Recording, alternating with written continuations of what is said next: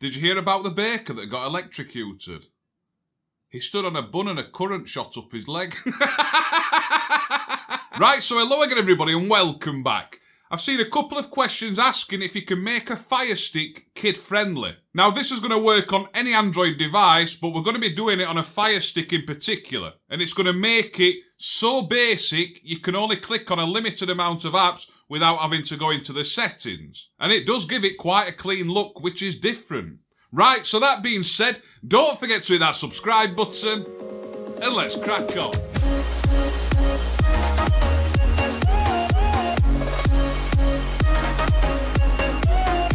Right, so yes, what we're going to do, we're going to add a launcher to the Firestick so it looks totally different. It's going to look basic. You're not going to have any of the Amazon stuff on there, so your kids or technophobes can't click on stuff they shouldn't be clicking on. They can only access the apps that you really load onto that home screen. So this isn't just to make it kid-friendly. If you do Android setups for your parents, your grandparents, people, just technophobes in general that don't really know what they should and shouldn't be clicking on, this is going to work awesome. Right, so now let's jump over to the Firestick and let's see how we're going to do it. Right, so this is what your Firestick is going to look like once you've finished the process of installing this launcher. As you can see, it's really basic. You've got categories at the top there. You could just have the one category or you can add more. And what you can do, if you go to favourites, these are the apps that my kids use the most. So these are the apps that I have on the favourites page.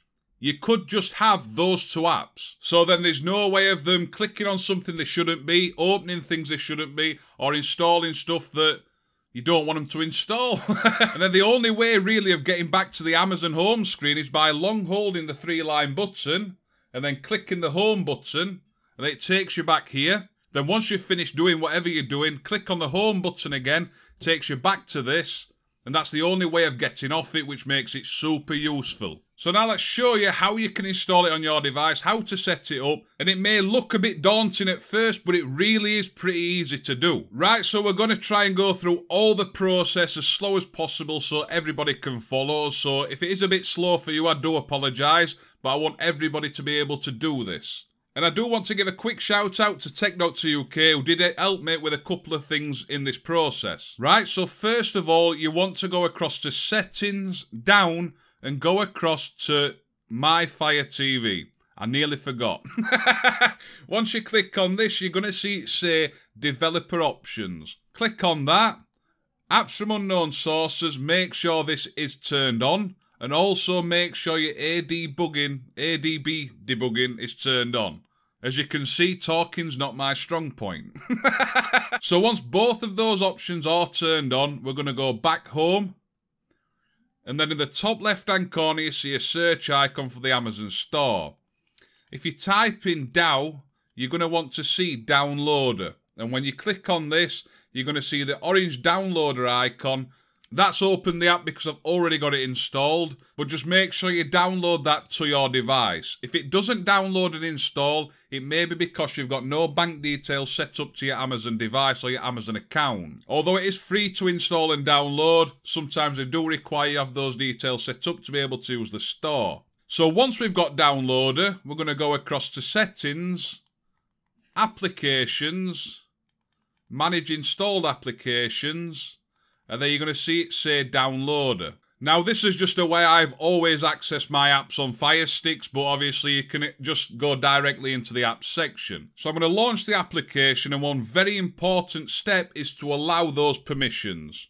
If you don't allow the permissions, you won't be able to download anything onto your Firestick, and you're going to get error messages like error, no connection or something like that, so make sure you do click allow. And once we've clicked on that, it's going to ask you to type in a web address, so a URL. So click on that, and then the website you want to enter is letscrackon.org. So as you can see, letscrackon.org. If you do need to pause the video while you type that in, do that now. And then you're going to click on Go. And once we've clicked on Go, we're going to wait for the website to load up. And then at the top left-hand corner here, once it shows up, you're going to see a 3-line button, hamburger menu, menu button, I don't know what you want to call it, but that button right there, click on that, and then you're going to see it say Downloads.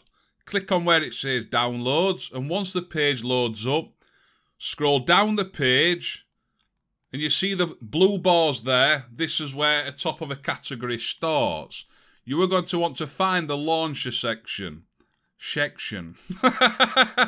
So as you can see there, Android launchers, and there's a few in here that you can try, a few different ones, but the one I found that is the most basic and the best when it comes to making it technophobe proof is Ftv Launcher. So we're going to click on Ftv Launcher, give it a couple of moments just to load that page. Scroll down the page, and then you're going to see the download button. And when we click on that, that's going to start downloading. Once it's finished, click on install. And then once it's finished installing, you're going to click on done. Make sure to delete and delete again. That's only the installation file. You no longer need it. So now you want to go back, and in the downloads page again, when we scroll down a little bit more, you see remote Adb Shell. So if I click on that, once again down to the download button, click on that, install that the same way, same process, and once again make sure you delete and delete again. And once we've done that, click the back button, and then you're going to see an app called Ftv Launcher X. Click on that, and this one's going to start downloading instantly. Click install, very small file, and once it's done, click on done.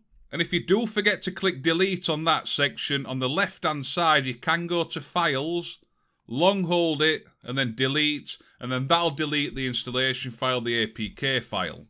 So those are the 3 apps that we're going to need, and that's it. So now we can go back home, and now once again to go into my applications I'm going to settings, but there's one step we need to follow first. If you go to My Fire TV, and then you see where it says About, click on that, and then you see where it says Network. The thing that you have to write down or remember is the IP address that you can see there. Mine says 10.10.10.233. Your IP address may be different. It may be 192.168.0. something. So make sure the IP address there, what ends in 233 on mine, you do remember that number. So now we can click as back button, go to applications, manage installed applications, and now we want the remote Adb Shell. So this is one of the apps which we've just installed, and we'll click on launch application. You're going to click OK, and then it's going to say IP address or host name. The IP address is the one we've just looked at, so mine was 10.10.10.233. And I can click on the back button, back again. I'm going to leave the port as 45s and click on connect. When it says allow USB debugging, click always allow and OK. Now if you are having problems seeing this message, make sure when you turned on the developer options, you also enabled ADB debugging. So then we're going to click on OK, and then it's going to come up like this. And then now you need to enter a command. Right, so when you first write in the command, if you do type it in wrong, it will come up like this. You shouldn't be seeing all this text, and all it was is I missed a letter off the command. So do make sure you write it exact as I'm going to show you now.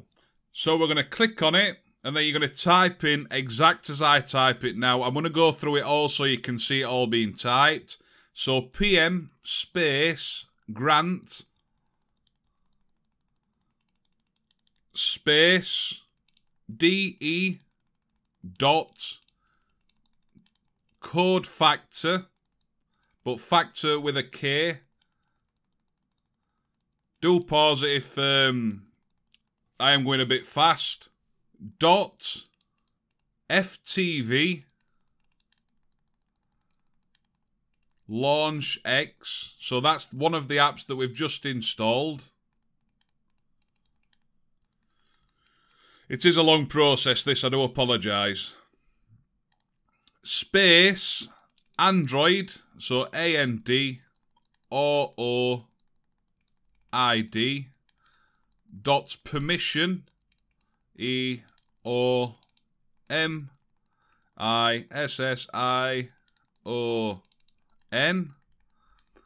dot, and then we're going to set to capitals and write with a W for those who think you don't have to put a W in. underscore secure